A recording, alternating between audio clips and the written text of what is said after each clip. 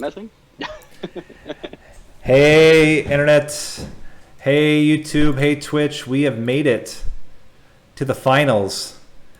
And we are about to kick things off. We have two players, Gabriot and Rising Dusk, both played very well in their respective groups, made it through the semifinals, and now they have a single game head-to-head. Winner of this game wins the tournament. Let's jump over and look at the players' views. Oh, that's the wrong one. This one. So, Rising Dusk on the left, Gabriel on the right.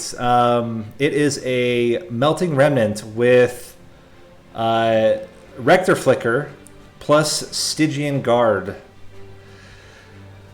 We haven't seen either of these clans yet today. What are the thoughts coming in from my two co-commentators, Sato and Cadraziel? Rector Flicker, how do you like to play him? Well, at the start, I couldn't abide dark calling. I couldn't stand that. You learn some strategies with it, and suddenly dark calling was your favorite. Yeah, that's generally how I find players with dark calling, but otherwise burn bright if I have some blue much goals. I think dark calling is the only way to play melting units consistently. Because otherwise, default melting kind of struggles to play burnout strategies very often, in my experience at least. And then you see I think draft as your first pick, and suddenly it's a very exciting thing. It's just that. Yeah, but I think Harvest is also playable. Like, what Seraph is this here? It's Seraph the Patient. Patient. Yeah, Harvest is good against Patient because he usually generates so much health that the melee weakness doesn't matter as much. And alternatively, you just always have endless units to put in front, so you never get hit anyway. Yeah, or you just reform. Like, I think this is a tomb starter here, so they're probably not going to have much trouble getting to the early game. Yeah, it's just that Foregone Powers don't really do much in this clan combo, I think.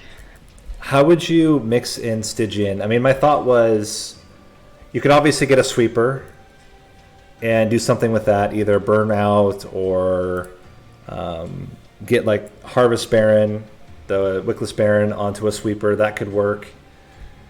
A lot of like the heavy spell stuff is going to be tough with so many dregs in the deck, though. Yeah, and you have Foregone Powers discarding other spells. Yes. So I think incant builds really struggle in this clan combo. I don't know. I haven't seen the first banner unit. We'll see. I think it could be tough if they don't get Dark Calling, and they have like a melting unit, and it's just a burnout unit. Like they can't play incant, they can't play the burnout strategy. We'll see. Maybe this is going to be a very tough seed. I don't know. We are just approaching the 1 minute mark. Also, COD, your volume is kind of low. Let me see if I can bump up yours. Hold on, don't. No, you're good. I can bump you up on my end. Then we should be fine. No, my mic was detached. Oh, that also helps.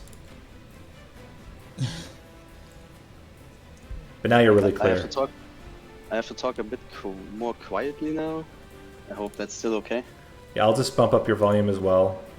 Okay, because some of people here have gone asleep. It's not about them. It's about this tournament. Yeah, it's one night. They will survive. I hope at least. No, I'm excited. Yeah, I like to bring back things like lodestone totems and eel gorgons and stuff like that. And the ember cost is less of an issue.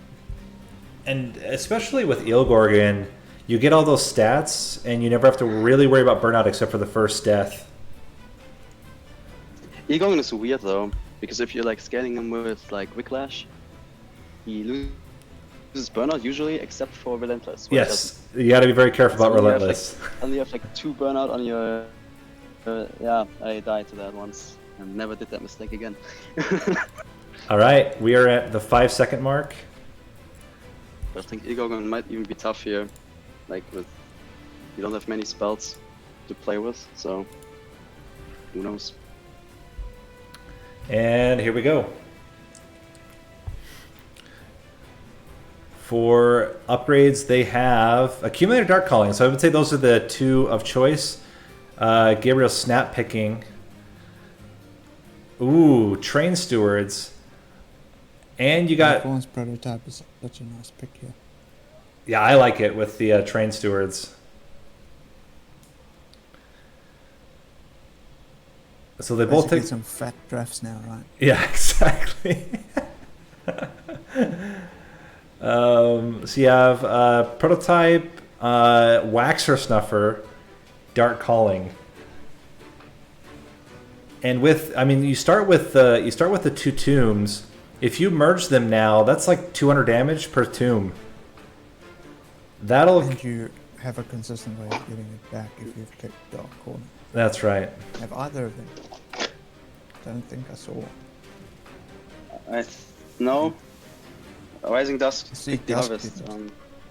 Dusk didn't. Yep. So we have 1 Dark Calling, 1 Harvest. Like, ooh, here we go. It's tough. Like he picked Harvest without a Reform in his deck. It's like that's what I mean with default melting. It's sometimes weird. I mean, I think honestly the best combo is both 1 rank Dark Calling, 2 ranks Accumulator. That's been the one I found to be the most valuable because I don't think the extra damage tends to be super impactful. Yeah, I think you find most of your scaling cards early on, so you can always make the decision later on to go Accumulator because you're not getting, or you are getting enough scaling. You know? Gabriel opting not to take the trial here. I'm trying to see. I can't tell. Did the trial cost him the collector at the top, or is he killing it? No, he is killing it. Oh, yeah. The double extinguish, I think, is what got it there. Yep. And yeah, I mean, both are looking really solid right now.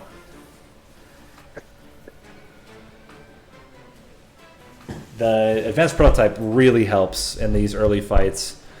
And depending on how you play, it actually can go pretty well towards the end of the run. But I would say it's really the early game where it shines the most. Like, I mean, you could put a Harvest trigger onto them or something. I think the main problem is Train Stewards. There's a Wicklash and a Draft. The fact that he opts for the molding, which I think makes sense when you're in Accumulator. You need that. But I would expect Gabriel to pick something different. I don't think he needs the molded nearly as much. Retake the draft. Bounty Stalker. That is an early Bounty Stalker. It's going to go nicely into that Bounty Stalker. In my opinion. With double...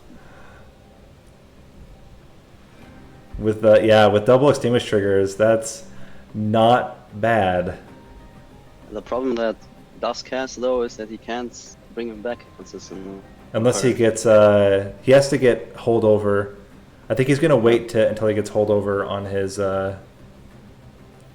molded. The nice thing is that a lot of your deck is units, so once you get through those units, it's a little bit faster to get back to it.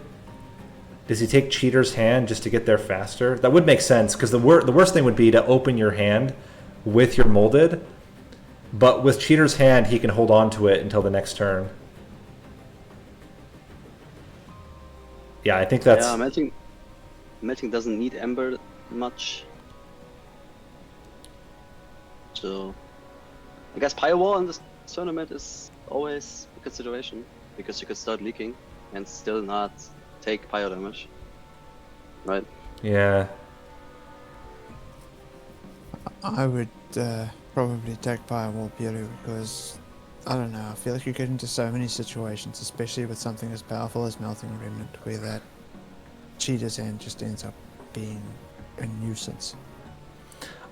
I think it makes sense. It makes sense for Dusk here. I don't think that it would have made nearly as much sense for Gabriel, since he has already pretty consistent reform.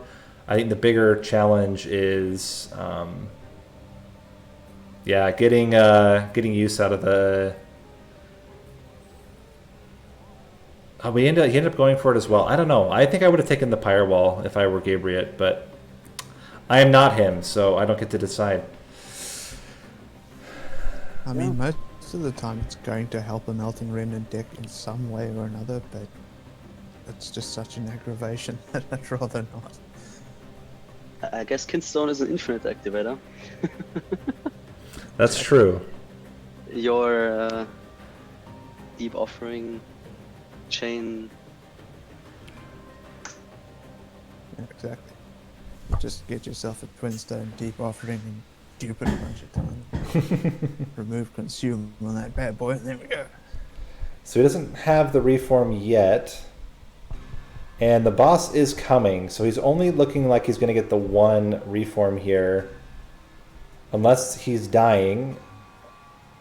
And I think you try not to kill the boss. How much is it worth getting that extra stack? I think you toss the Entombed Explosive on the top floor. It's going to do 100 damage by... Oh, okay. I don't think you kill it. I think you play your offering token first to see if you get your molded. Yeah. Yeah, he knows that he's not going to draw the molded though. Does he? Because of Shido's hand. Ah, yes. Wait, did Sorry. he already knows? How does he know? He hasn't drawn it yet. That was... She doesn't. Shido's hand. Oh, did he hold it Like- back? I must have missed him holding it back. No, like he puts another card on top of his deck. Ah, okay. That's why. I mean... No, that's Oh, that's tough.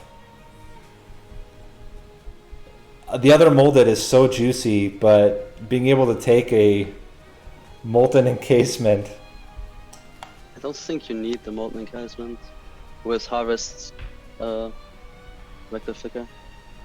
The only concern could be with Patient. Your Rector Flicker can still get killed by the trample. Yeah. I think it's more like you want to get flying kills and stuff like that. I think you want the molded here. Oh, okay, he doesn't want it. Like to get your Rodney Stalkers to a level where they can actually kill bosses, right? Yeah. Also, just realized I'm not keeping score here. Sorry about that, guys. So Rising Dusk has 2. Both of them have perfect fights so far, which is kind of expected in a early prototype run. Usually those train stewards have enough to carry you. There's a Baron. The double extinguished tombs too.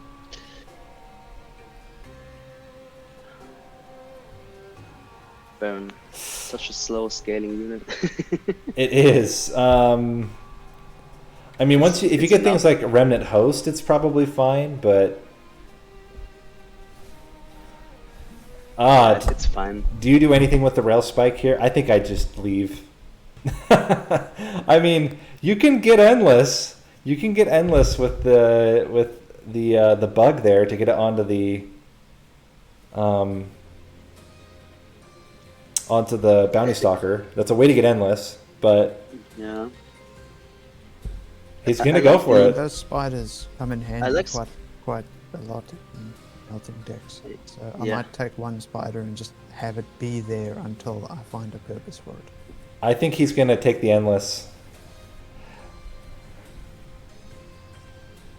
He's really thinking about it. I don't know. It's you lose so much. Compared to putting a draft, like the draft is so valuable. He doesn't have it. He didn't take the draft. Yeah, he took the molded. So, like, I think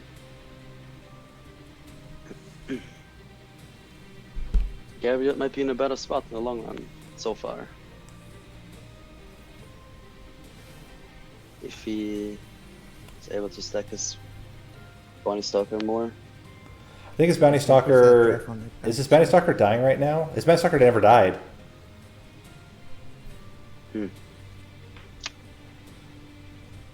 And he has to draft to infuse it with.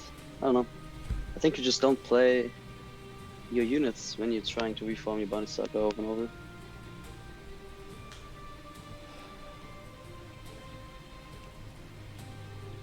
Which is weird.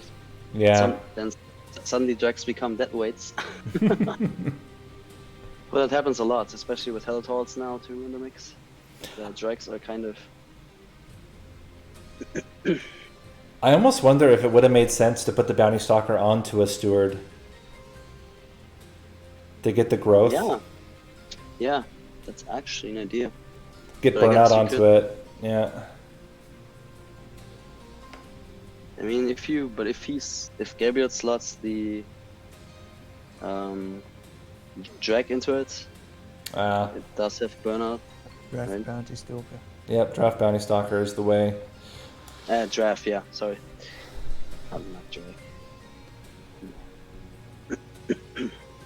I mean, if you can get an Endless Tome from this next fight here, then that Bounty Stalker is going to be quite powerful without actually having to put Endless on the Bounty Stalker, so it poofs out every turn.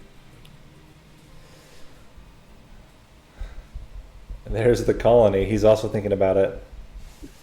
I don't like Endless on Bounty Stalker as much as reforming it usually. Yeah, same, yeah. Because you want it Like to have that extended burnout towards the end. But if you can get an Endless Tome for the earlier rounds, then it's just so much scaling. Gabriel's also checking the logbook to see what is the infusion. Like you could theoretically duplicate your spike driver and get multiple Endless. Well, I'm also thinking, like, it's not bad to put tombs onto those guys, too. Yeah. Yeah. That's what I was thinking. That's true. Then you And you duplicate get it so more much than... value out of shards as well. So many free shards for every time you dupe it. Yep.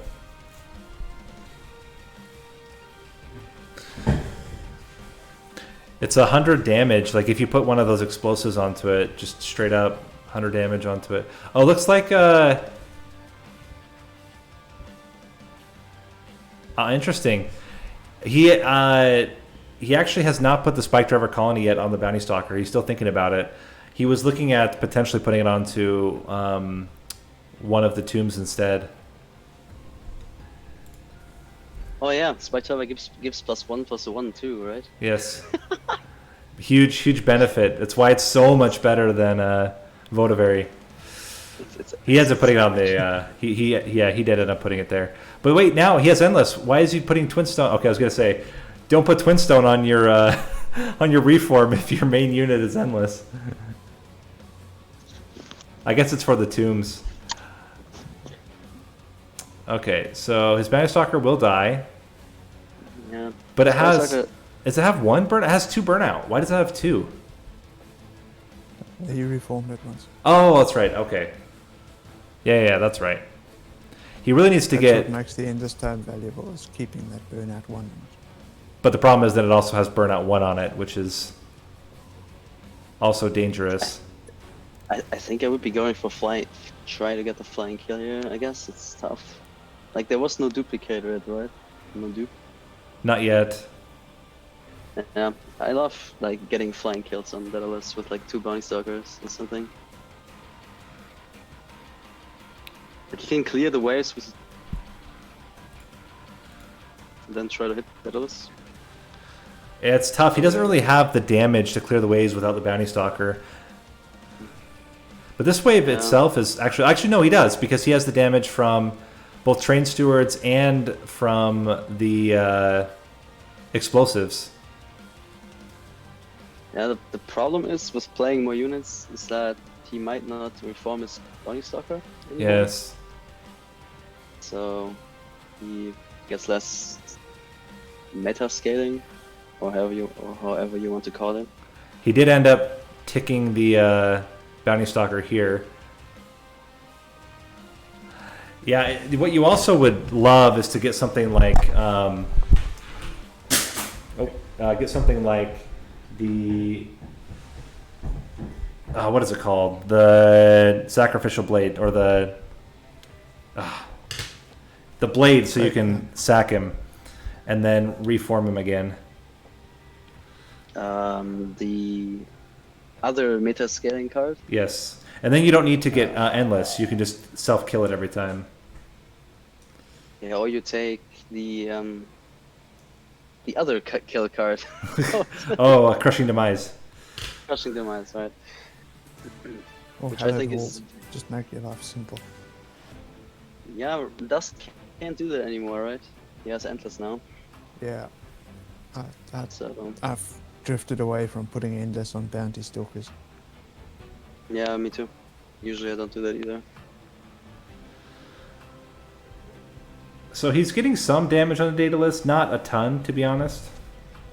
Oh yeah, subsuming blade. That's the card. Subsuming blade, yeah. Ah, yes. Yeah. The other problem is that they're going to be going really slow with this, with this artifact. Yeah. Cheetah's hand, yeah. Cheater's hand. It But does they'll- take time. Melting runs can take time, like with all the reform, harvest triggers. Now Cheetah's hand thrown into the mix.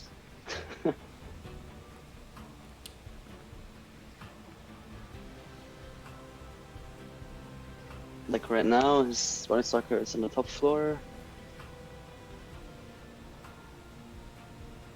Like if he can't reform it to the bottom floors, once, yeah.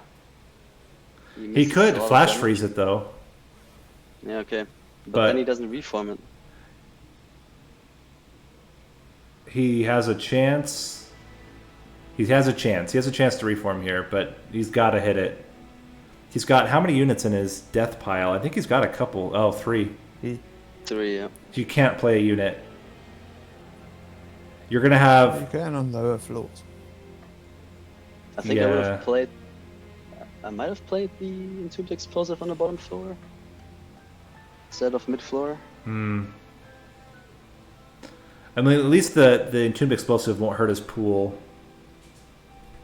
If he brings back a Train Steward, though, the Train Steward would also do a lot of damage. I don't think you play another one. I think it's too risky. It's going to be a 50% chance and then a 50% chance. If you place another unit, it makes that second reform even less likely. Is his Bounty Stalker even dying right now? Yeah, it's burning out. Okay. So. Dusk is. He's fine. His Bounty Stalker is just crushing. One-shotting Daedalus right now. So Dusk clears. No flying kill, but he does get the no damage. There's that endless term I was mentioning. Just to clarify, that's just for the next couple of rooms to scale the bounty stalker. It's not for the end game of the bounty stalker. So he's got to make a decision here. He's got a more than 2/3 chance. It's like a 75% chance, I think. 2 out of 2 out of 3, I think, is 75%. So no, it's even higher than that. But anyway, really high chance. He misses it. Oh crap! I think he should have enough damage. The melting remnant plink, yeah. Now that tomb should be enough by itself. He just bashes it to death. That works. The melting remnant plink. This also might come down to time. I mean, so far they're neck and neck. It's either going to be somehow they leak, which definitely as the game goes on, there's higher chances to leak. But Bounty Stalker does make that fairly unlikely because it's just so much damage and it's multi-striking. I think it's more going to come down to can they get flying kills on Seraph and Divinity. If they can, that might be what separates the winner from the loser. Otherwise, it's time.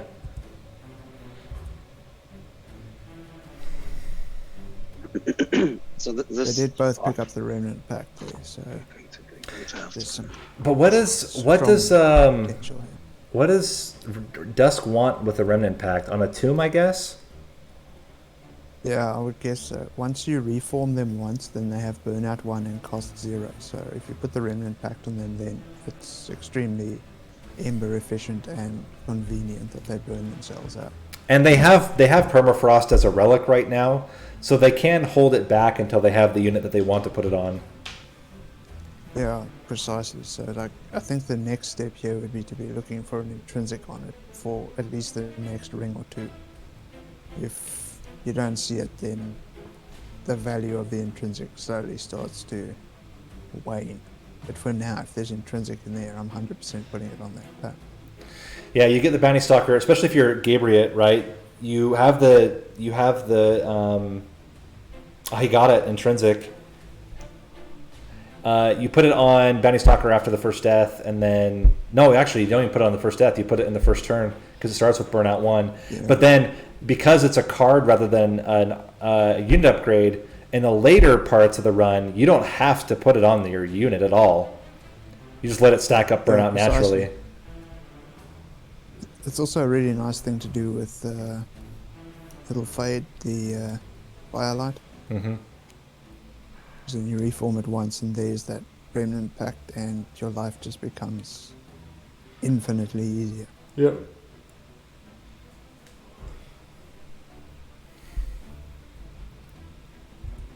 Curious if I haven't seen yet. They went different paths, I think. Yeah, because he opted for not duping his Bounty Stalker yet. I think he wants to wait to dupe the Bounty Stalker once he gets the upgrades on it. Whereas for Gabriot, his Bounty Stalkers are basically ready to go. They already have Burnout. They already have... they get both of them the first turn. So one of them's going to get reformed a whole bunch of times. The other one's going to just die. That works. And yeah, just play them both up there. Why not? I mean, you'll see the difference now between the one that was made endless and the one that's being reformed. Yes, at the end of this round. exactly. Although extremely strong. He should be able to kill off his own Bounty Stalker with the Flash Freeze.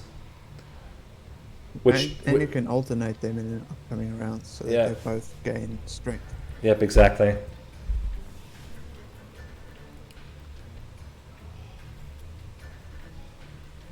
I think you got to go no leaks, but you might want to put a Train Steward up there instead. Put a Train Steward and a Bounty Stalker up top.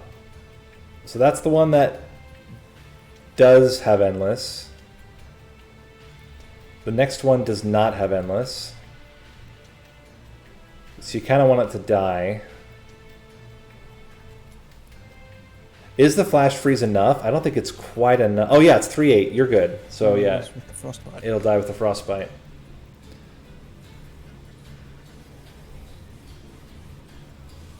And he pivoted, if you saw. He only took one Dark Calling. The second one, he got the Accumulator. Yeah, I mean, he's got his damage scaling now. Yes. He doesn't need more Dark Calling.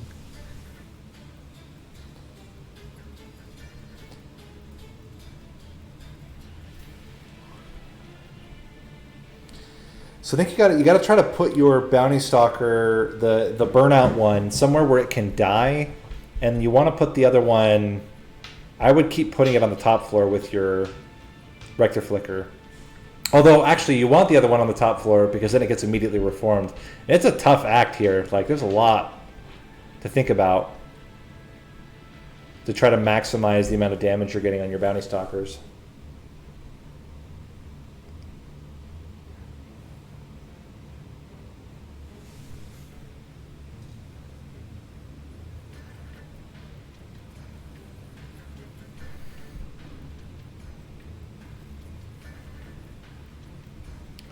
Okay.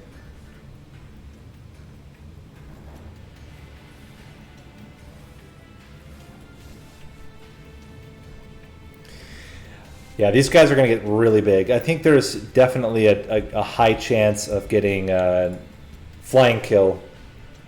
I think Gabriel's probably better set up to do it. But I mean, Dusk still could make it there. Does he have burnout at all on his bounty stalker, or is it just dying to taking damage every other time? Yeah, it's just dying to taking damage. Yeah, it's a little slow. And it's regular endless. I mean, it sounded like it at the beginning. It was scaling just a little bit faster than Gabriel's, but now it's probably not even going to be a competition by the time it gets to the end. We can see Gabriel's right now.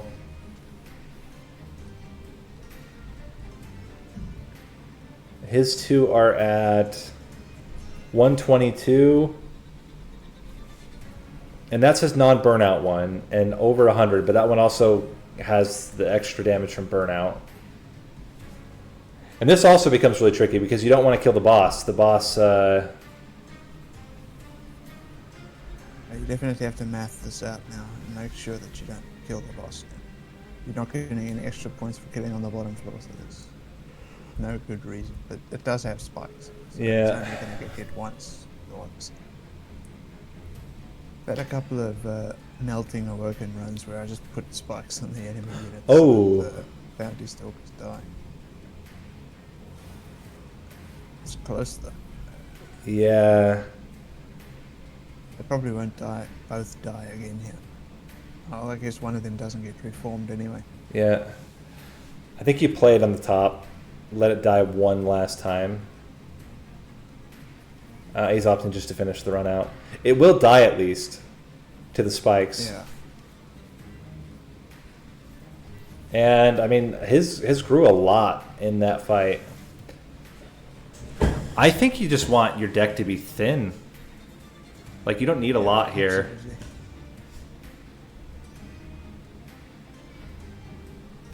I mean, having a whole bunch of those bounty stalkers by the end is pretty much the win condition here. It wouldn't be bad to have things like crushing demise and stuff, but you don't want like extra scaling and stuff like this at this point. No, and that's one place where Rising Dusk is a little bit in a little bit better position because he does have the removal already. He took out, I think he took out 2 Strain Stewards earlier. So there's more unit upgrades, and Gabriel has not actually upgraded his units. They are just plain old bounty stalkers with a draft attached. It turns out that's enough, but Yeah. The one with Endless is at 170 now. yeah, I mean, I would say, and if you look, like, Rising Dusks is also kind of there. It's not dying here, though. It's a little bit of a problem, but it's a little bit further ahead.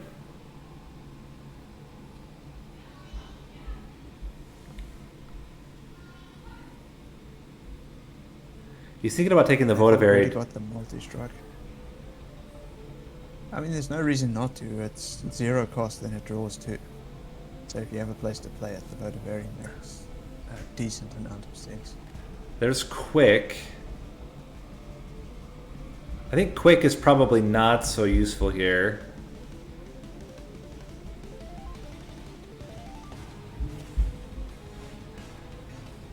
He's going to put it on the Bounty Stalker, though, or he's thinking about it. Also, they both cleared the ring. Let me update their scores. I don't really like putting Quick onto it this early, to be honest. I don't really like putting Quick onto it at all. I don't think it adds any value. Now it's struggling to die on the second turn, which is not where you want your Bounty Stalkers to be. Right. Or at least not where I want my Bounty Stalkers to be. I want them to have 800 damage going into the last minute. Now, the one thing is that you don't get extra points for killing earlier than the other player. It's simply flat. If you do a flying kill, you get the points, and if you don't, you don't. So they just need to try to figure out the best way to increase the likelihood that they'll get a flying kill at all. I'm wondering. I almost wonder if like the best play might be you dupe your endless. Or no, you actually, I guess you just want more bounty stalkers. I was thinking though that like the one nice thing about having them be endless, like if you have like endless plus burnout, is that you can always change which floor they're on. So you can move them around and try to pivot. But Dusk's right now just not really scaling. Oh, greater good. No, I wouldn't take it for greater good, but for melee weakness, if you can get it, is not bad. He's going to opt for Sapstone. On the tomb, Yeah, okay. Also fair. It's walking around sap. That's really going to help. Or Votavary. Yes. Costs nothing, it draws 2, so you're basically just getting free sap. And if you get 2 of them, then it's just, yeah, it's a lot of free damage, or a lot of free not taking damage.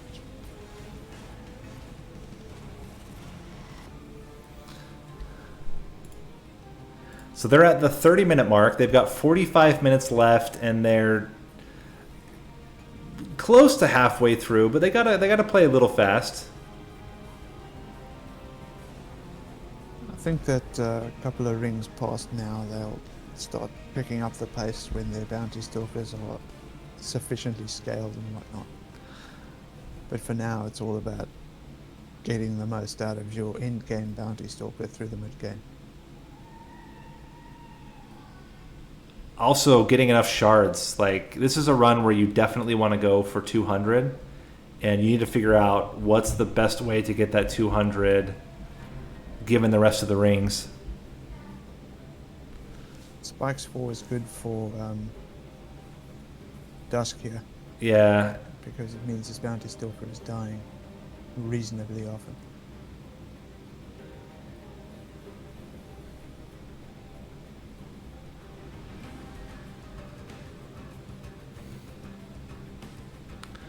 So I think now he's using it for his Titan Sentry, which, yeah, that makes sense. Having your Titan Sentry endless. Gabriel, he's going to sack his Train Steward here just to have it be able to get reformed later, which makes a lot of sense. Should be able to clear everything and then just flash freeze his the Collector if he wants it. I don't necessarily agree with putting this much damage onto the flash freeze though, because you wanted to kill your bounty stalker after the bounty stalker's done its attacks. Right.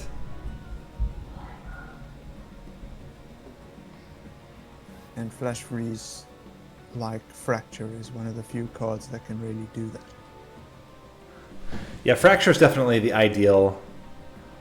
Any type of Reap is going to be really solid with self-killing.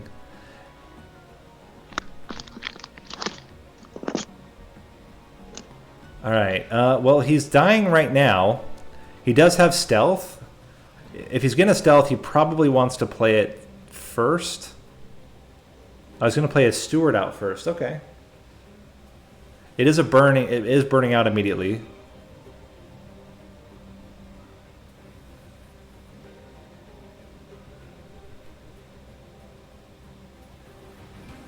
And does he stealth here, or do you just run with it? I think he... I don't know that you need the stealth. I guess you save it for relentless combat. Yeah, I'm pretty much saving that stealth in a situation like this when I've played out all my things and I can see I'm not going to make it, then the stealth pretty much makes it fun.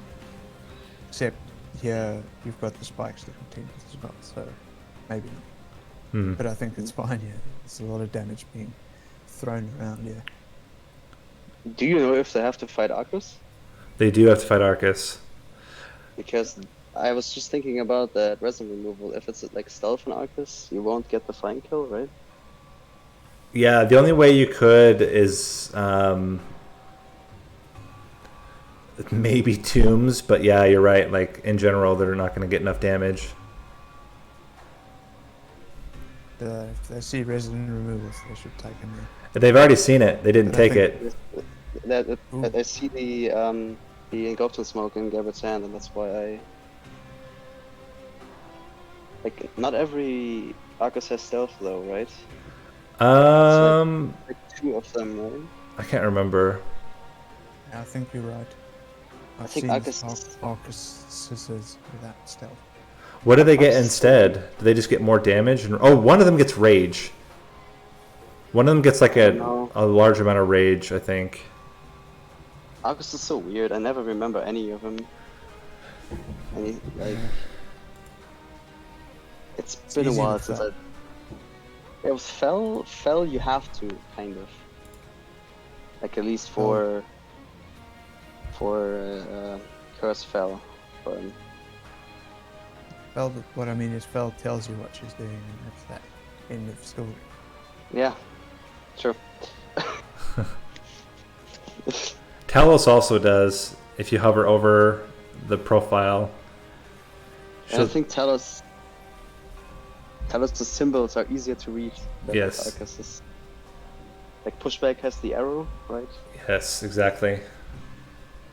And the armor slaying one has like a body, I think, as a symbol, like some kind of character. I'm trying to remember. It's definitely easier to just know with like Arcus. I just know that the incant one has like this white arrow kind of things, Yeah. but the other two I never remember. So Gabriel's, both of his have a lot of damage right now. I think he's just opting to kill the boss. Yeah. Seems like he got a little worried there that he wasn't going to make it because of the sweep, but I think he was fine either way. There's a remnant host if for all of those non-Bonnie Stalker builds, if you wanted to go full accumulator with Harvest Baron.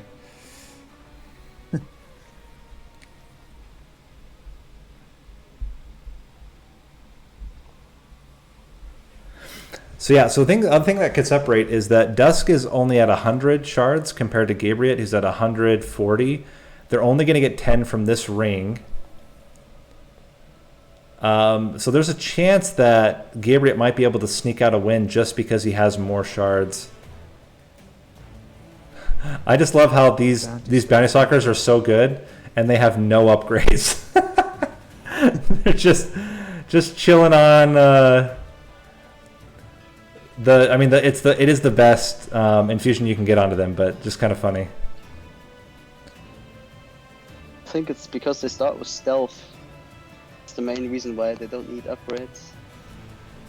He didn't take the money. I'm surprised about that. He's at 155? Is that what I see? 155. That Arcus seems to have stealth. Yep. And how much stealth? Is it more than he has turns? Oh yeah, 10 stealth. With 150 shards, yes, he does have more. And 125 on Dusk. That could actually be a problem of just not being able to get enough damage. I'd start putting one of the bounty stalkers at the bottom here just to make our lives easier at the top. There's no reason to put it at the top here. He ends up lucking out because of the he started with his spell in hand, so he could do some spell damage. But yeah, in general, There's some bounty stalkers in the hand. a couple. Also, just noticing that Dusk has all 0 cost units. He got the Forever Flame. That's quite nice as well. Yeah, that sort of improves the endless situation that he put on his bounty stalker early on. Gabriel didn't get the immediate weakness, right? He didn't get the what? Melee weakness? No. The immediate weakness event. That would have been like easy flying kill on, like basically, I guess. Not into Arcus. Yeah, there was a that- rhythm removal offered. I know there was one. None of them took it. Neither of them took it. Yeah, but it's easy to forget, I think, especially in a tournament setting like this. Yes. having to remember every single boss and what you get. He's gonna get Gabriel might get garbage here. And he's got the explosive too. Oh, that's true. Clean it out. Yeah, that's right. Also, Resin Dust still has only. Oh, well, he got some garbage anyway from all of the dying that happened at the top there. But it's still fine. Still more than enough ember to play out what he needs to here. So Dusk has the problem of he's not killing everything every turn. Things He are. only has, He's been relying a lot on his explosive to do damage. yeah, he only has one Stalker that doesn't have multi-strike, right? Yeah.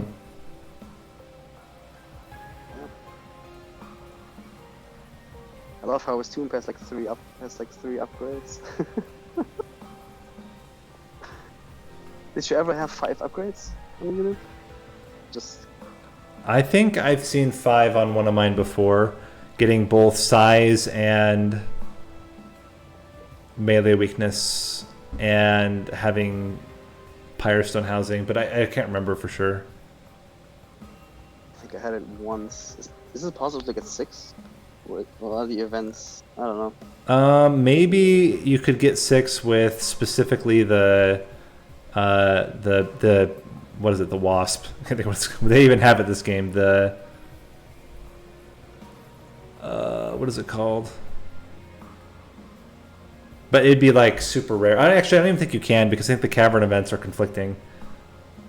Yeah, probably. With the mutator, you could. Because I think you can get the mutator and you can get additionally Pyrestone housing. But I don't know. Man, Dennis, mutators. they had 5 upgrades in there. So they're both at the. The units with sort of shenanigans I do. They're both about to hit that final wave here, and I think this is where we're gonna see 3 stealth. So as long as he's playing one that doesn't have burn or that has burnout, they will at least wait out the stealth, which is quite good. He also has a stealth tomb at himself. Yeah, that's what I'm thinking. Like it might be smart to just play it with like a draft or a drag behind it, or just something behind it that has more than 2 burnout.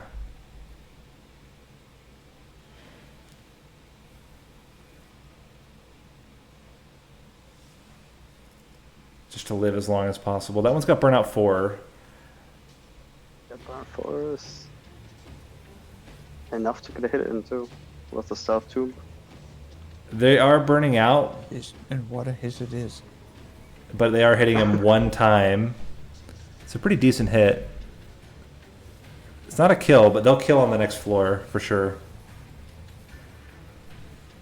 And then you can put the endless one on the top.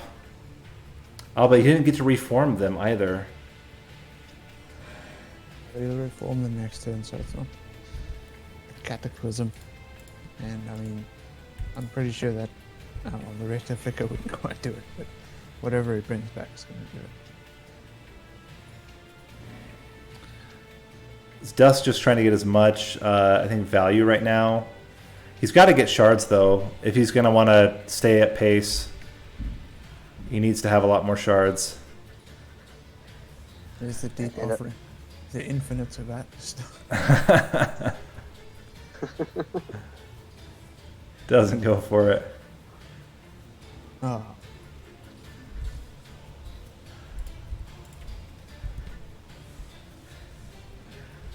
So I think if I'm Gabriel, like, you just max out shards now.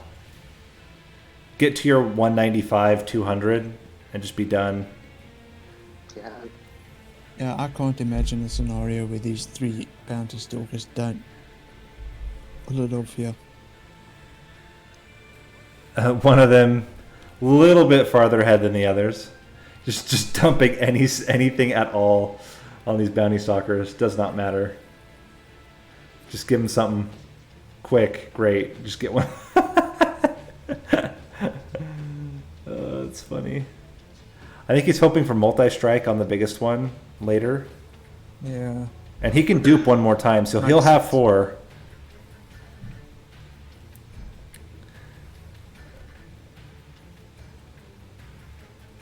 I don't think Dusk has not duped it once yet, and it doesn't have multi-strike. Yeah, I think that's what he was looking for. He's got one more shot at it. 165. He's calculating the dupe. The dupe will add an additional 15, right? So put him at 180. If he takes the -2, he'd be exactly at 195.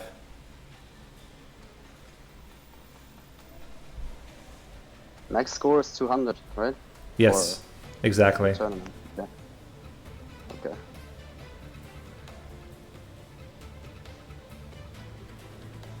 Dusk opting to try to get his final shards on the, or no, Gabriel gonna get his final shards on the next floor. Dusk trying to get a little bit more right now, potentially. He's at 150.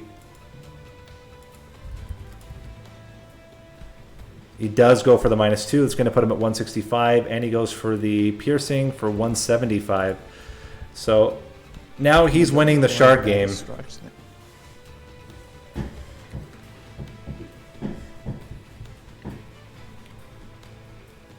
Yeah. Oh. He's got a single 300 damage strike. That doesn't seem like enough. Yeah, he's going to need a lot more than that. If he wants to get flying kills, not even just flying kills, if he wants to be able to win at all, like, he needs multi-strike and duped it. I don't know if the dupe is on the same side as the unit upgrades, though. I mean, he can probably solve a lot of his tombs that he has. Yeah, that's true. According to him, said which he like 200 or something. Yeah. I don't know if they're infused or not. And they're sapping, so there's the possibility that, like, he saps a unit all the way up or something like that. But okay, so he's gonna try to go all in on top, and then try to kill things off with his tomb, which makes a lot of sense. Okay. Yeah. I think it might be tough to get flying kills still. Though. I mean, 400 damage each turn. Like they're going to scale a bit more.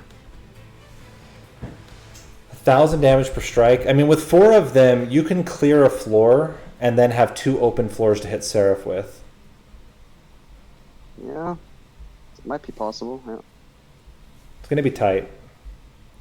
Plus, maybe you clear some floors with tombs.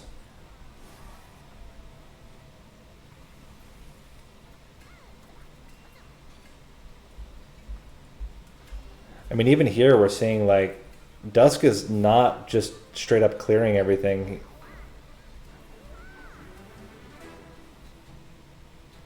The problem... his tombs are endless, right? Are Burnout 1 endless, right? Yes. Yeah, okay, then the zap doesn't matter. It'd be funny, you zap the enemies down to a point where they don't kill your tomb anymore. Yeah.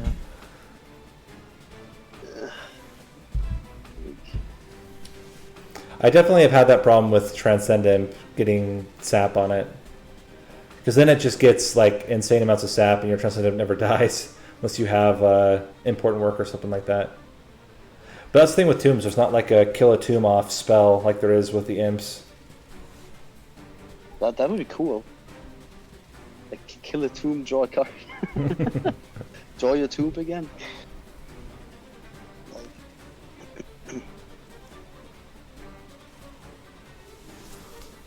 I have thought about it'd be cool if there was like a hive mind spell.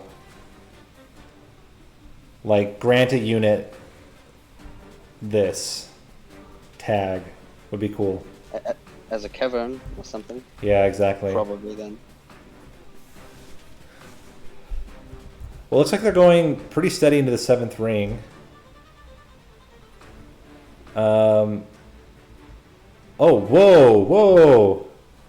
I did not notice. Locks with the huge gifting of subs. Thank you a lot. Somehow I missed that. I apologize. Thank you. Yeah, this is getting really close. Like, let's see. How much damage has he got? 440. They are going to die. One of them died one last time. They're both able to get clean kills here. It's really going to come down whether or not Gabriel can get flying kills. I think, I'm not going to say it's too late, but I think it's going to be really hard for Rising Dusk to get any flying kills out of this. I think if he hits the multi-strike now, maybe. Yeah, you got that multi-strike and removal. Or sorry, multi-strike and the dupe could do it.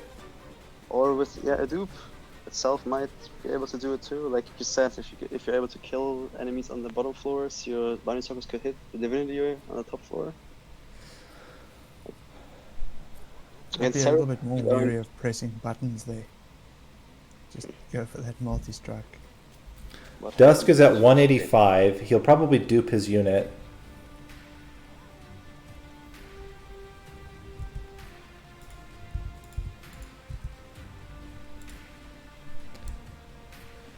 And Gabriel's still got to get up to enough right now.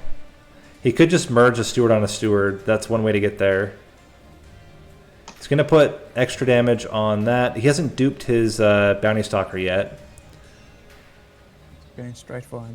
Whoa. What is he doing? He's playing it safe. Ah, lame. Taking the coward's path. Bounty stalkers are enough.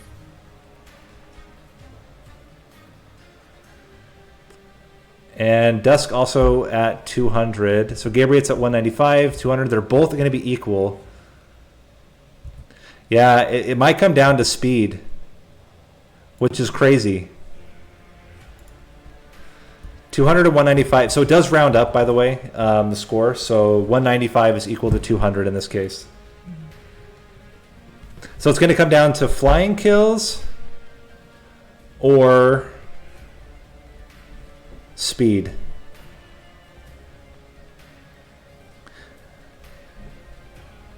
I think that Gabriel probably has the faster deck right now. Could be. I think I don't know. So much of his stuff is automated. I'm just thinking, how do you play this first one? I mean, I think you'd like to get everything on the floor, but it doesn't all fit. Does the Rector die here? Is that the problem? I think I would put Rector not on the top floor. I'd put Rector lower. You could put Endless on Rector. You could. You could also... yeah, I think you play both Bounty Stalkers up top, and you put Rector Flicker a floor below. Because Rector Flicker can pick off these bottom floor... see, I think you got to go all in. Because that's so much damage you can get onto Seraph right now if you play top floor. Well, I mean, you can now chase Seraph with that Bounty Stalker. The Endless one. And he's bound to draw his silence at some point. At which point you're a lot safer to just chuck the Bounty Stalker wherever. I like how Stygian Guard basically doesn't exist in this build except for casually with some of the spells. Yeah, Gabriel, the first cards he removed was Fogon Powers too, so pretty much says everything. I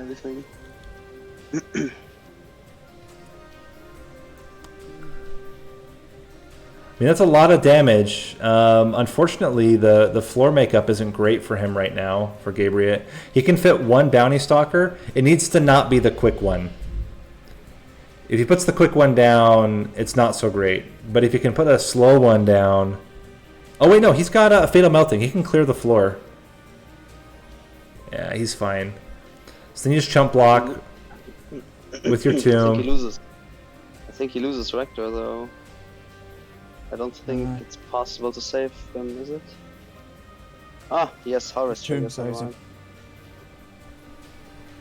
He's not really doing damage to Seraph, though. He's not going for the kill. I wonder if he realizes... I feel like he should be going for it. I think it's... I think he's waiting for silence before he gets too aggressive on the Seraph. Otherwise, he has to restart this ring. He does have the... He has it now. don't think that matters though. Like you have stealth on your units.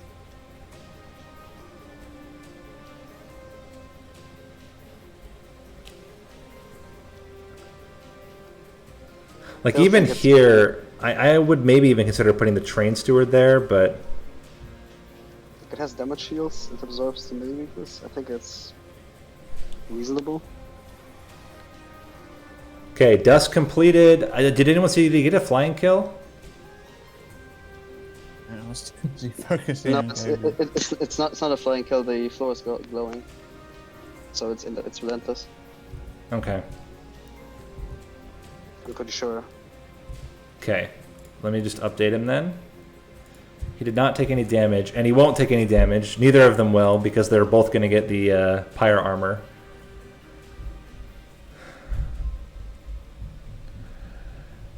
Now, here's the second chance, but that divinity has a lot of health.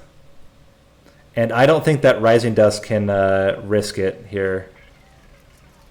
He's only got one strike.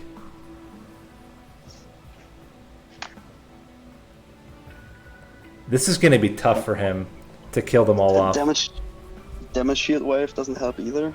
No. I mean, luckily, it will get the kill, but then it will take 3 hits. Yeah, like even here, it's only hitting one of them. And you got to hold your silence probably for a harvest floor.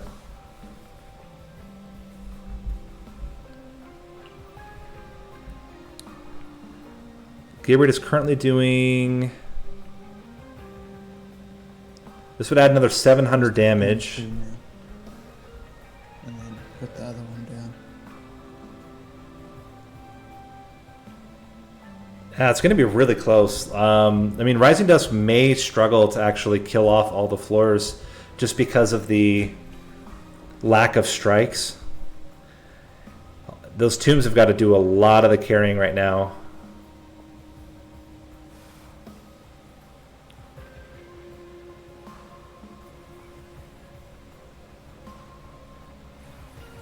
Gabriel is very close here. He only needs a couple of hits. If he plays it top and reforms and uses the Memories of the Melted, I think he has it. Oh, it's so close. Next turn. He's got it.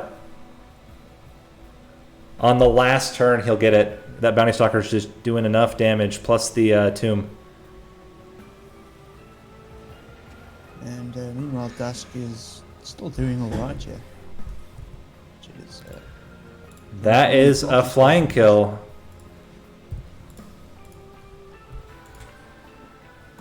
Puts him 5 points ahead. If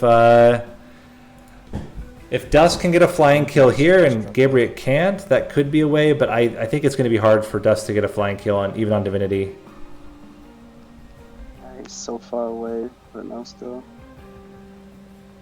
I mean, I'm really impressed with how this fairly mediocre Bounty Stalker is handling here.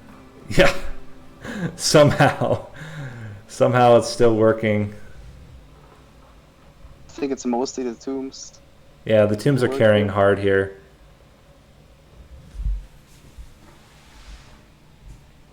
Like I think Duskgrounds shows pretty well why I think you kind of have to go accumulator with like the flicker very often, because it's very hard to play your own units, and you're kind of forced to pick molded. He doesn't pick the draft, right? Doesn't have the multi-strike.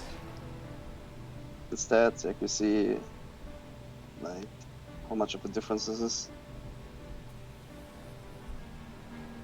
Like, Just thinking about endlessing his Rector just to be safe.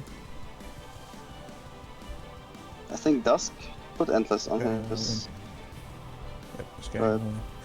Yep, he did, just to be extra careful. No, he went all in on the Anti-Stalker there, I'm pretty sure. Well, his Bounty Stalker has Endless by default. Are you talking about Gabriel or... I'm talking about Gabriel. Oh, yeah. He was hovering over his Rector Flicker for a while there. Yeah, he has Stealth in a stack. Like, as long as he draws that in time. Plus, this Rector is going to get Harvest triggers, right? It's probably going to survive.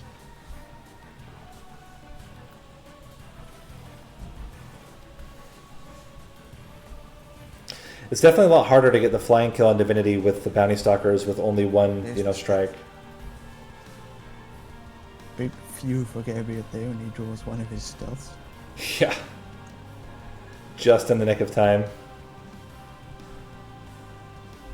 I mean, he can play a Fatal Melting if he wanted to. That would clear and probably get enough accumulator hits to make it work, but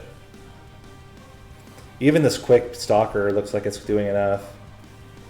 There's a nice, cool 1,000 damage.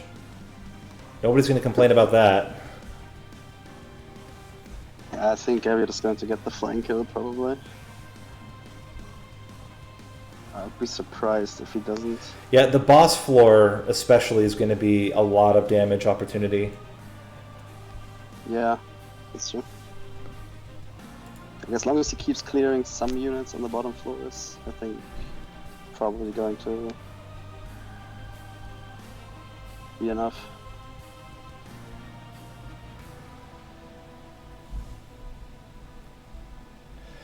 This next floor looks pretty scary, but at the same time, Dusk should be fine as long as his Bounty Stalker's doing enough damage. Accumulator, oh, he's already winning. He's already killing. Accumulator's strong enough by itself because the Bounty Stalker at the bottom is doing so much damage. So he won't get the flying kill, but he will get the kill in the end. Rector Flicker just doing a lot of work here. Just a lot of 68s coming out of that Rector Flicker. And then there's the kill.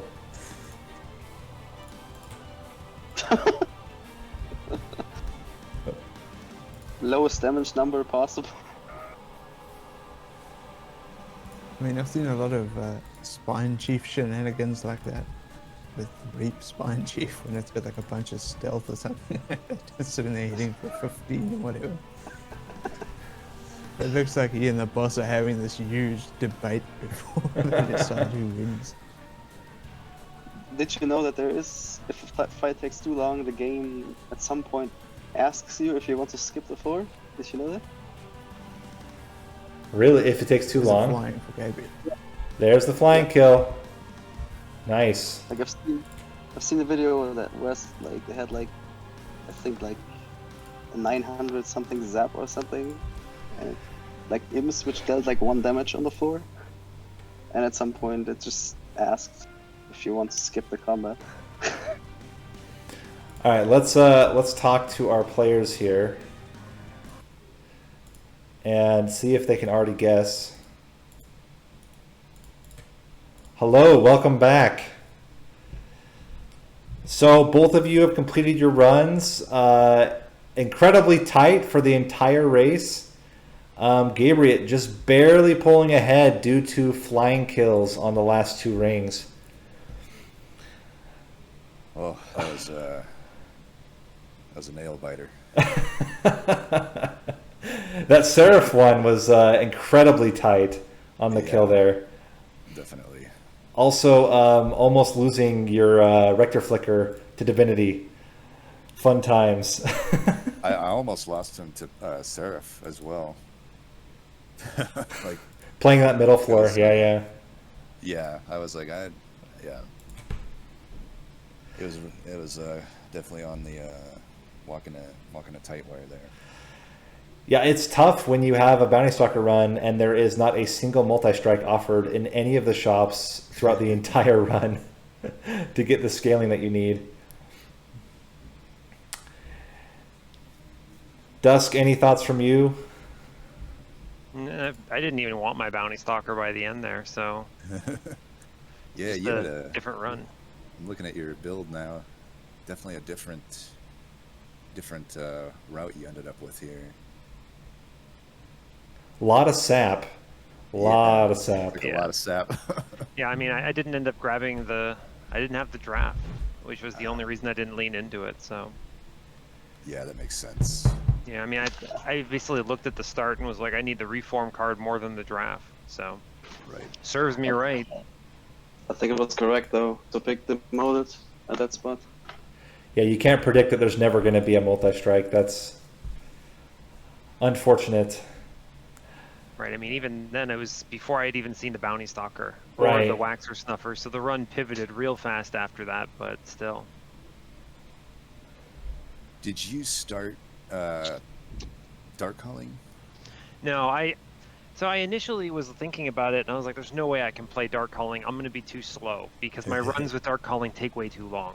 Yeah. I pivoted to Dark Calling because I didn't have enough Endless, and I didn't want to make. I wanted to go high on shards and not risk the run on missing Endless. Turned out Right. there was like 50 Endlesses in the shop, so I ended up not even using Rector, as I'm sure everyone saw me just get him killed on Seraph for fun.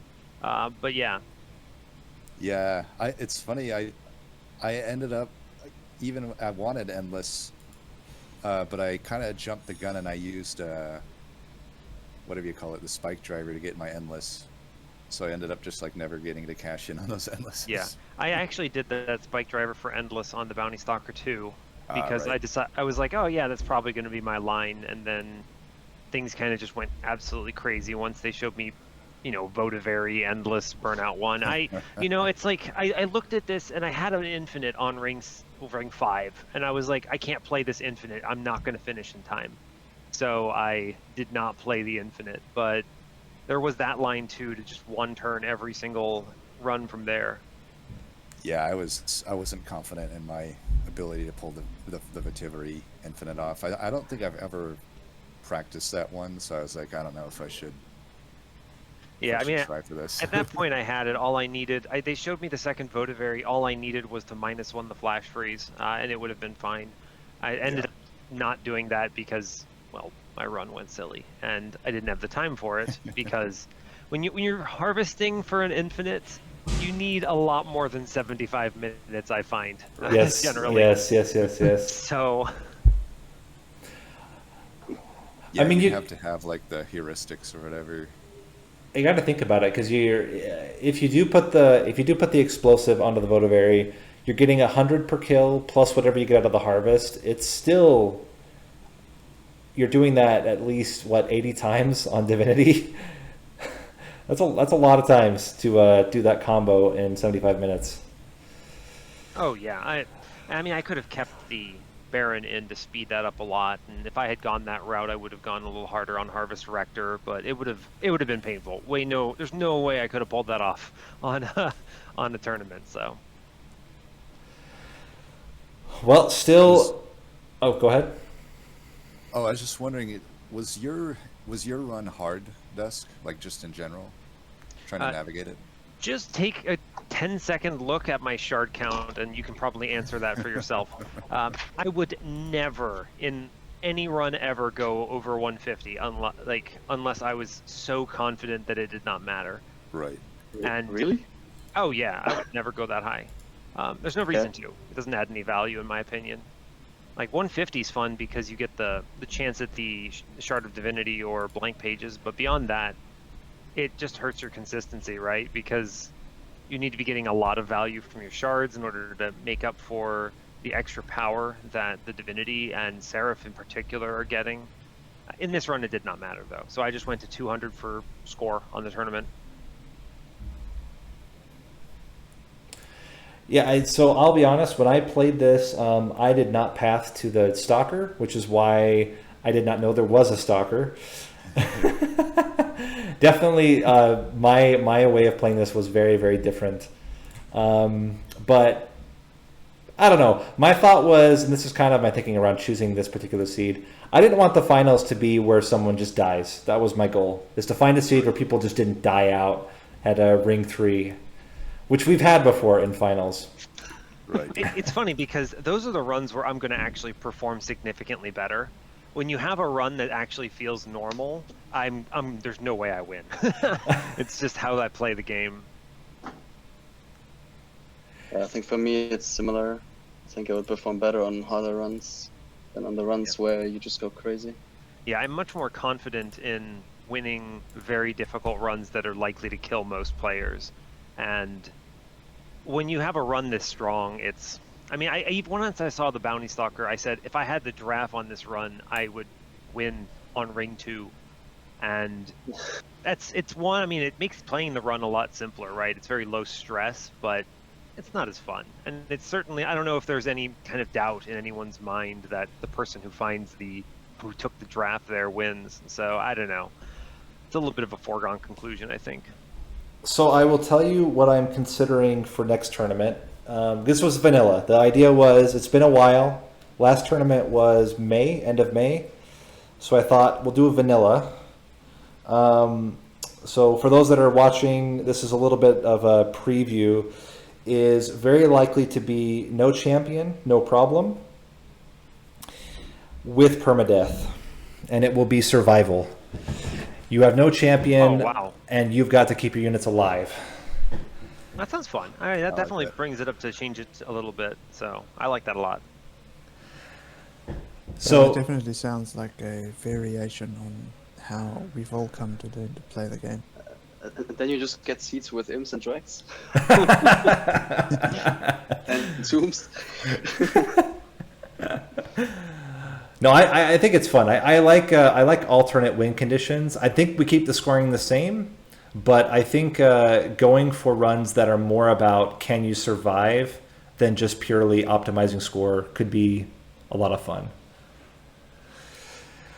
And with that, thanks everybody for watching. Congratulations to Gabriel. This is your second tournament win. I think you won the first or second tournament. I can't remember. The second one. Narninian, I think, won the first one. Yep. Yeah. Narninian got that first one. That's awesome. No, still, congrats, man. I was walking into that last Affinity, and I was like, if he has the draft on his run, he wins. But I knew that I passed to the Sapstone. So I said to myself, if he didn't see the draft or didn't take it, and I got the Sapstone, I'm pretty sure I win. So it was just down to the wire. I was like, I have no idea. Yeah, so, I mean, even I almost died. I almost died on Patient. I had 3 kind of stealth cards, and they were in my bottom, basically 7, and it was like 1 extra turn, and I definitely would have lost Rector. And Rector was my only reform, really, other than 1 Sacred Wix. Right, yeah. That would have been... Tragedy. I was sweating. But yeah, definitely well played. That was... I was intense the whole way. Yeah, I it's funny because my run, I was just kind of like, haha, I'm playing Tombs, and I didn't even click my cards after a while. I let Rector die, then I gave him Endless Burnout 1, and just let him swing by a few times. It was pretty fun, but... Yeah. But yeah, I definitely didn't get any pre-relentless kills, which changes everything in the scoring. So, right, you would have had me on time if we had just, because I think we were completely tied to those last 2 fights. It looks like. Yeah, I didn't leak anything in the entire run. It was a perfect run, and I had 200 score, so that 200 shards. So that would have been the max from that for the tournament. Right. And. Yeah, no, I came close to pre-relentless on Seraph with the Tombs, but it's not enough. It's enough to clear all the waves and win, but it's not enough to get the kill early. So right. I was actually surprised that none of you took the resin removal to remove the Stealth of Arcus to get the flying kill on Arcus. That shocked me as well. That was something It didn't even cross my mind. That's what I was thinking. The truth is, yeah, I play this game to win normally, so the idea of trying to get pre-relentless kills is just foreign to me, outside of infinites or something like that. So I would never have thought to do that. That's honestly the reason why we toned it down when we did the scoring. Like, I think there's something valuable in getting a flying kill and having as a separator, for example, in a run like this. But I don't like how getting a flying kill in a standard score is like all the difference. It makes so much of your score. So that's kind of why we did it this way. But yeah, I mean, occasionally you have tournament runs where it comes down to getting a flying kill or not. Yeah, no, I mean, it's super cool from a tournament perspective that the run was so close in the end, down to the wire there. So. Yeah, I mean, if you hadn't been able to get the flying kill, Gabriel, and we were not 100% confident that you would have, it would have come down to time. Would have been who played it Oh, faster. Yeah, and Dusk would have had me there. By some miracle, wow. All right. Well, I'm going to end the stream. Thanks you guys for watching. If you guys want to stick around for a minute, we can talk about recommendations for next tournament, thoughts. Yeah, sure. Sure. And thanks again for watching. See you guys in the next tournament. I will have more news on the date. October's complicated, so we'll see when it's going to be, but latest early November we'll have the next tournament. I hope I'm not going to miss it this time. Well, hopefully I can give more advance. The tournament this time was just kind of. I'm still in the. I literally still don't have all of my stuff from Germany yet, so I'm kind of in a weird spot. But anyway, all right. See you guys later. Bye.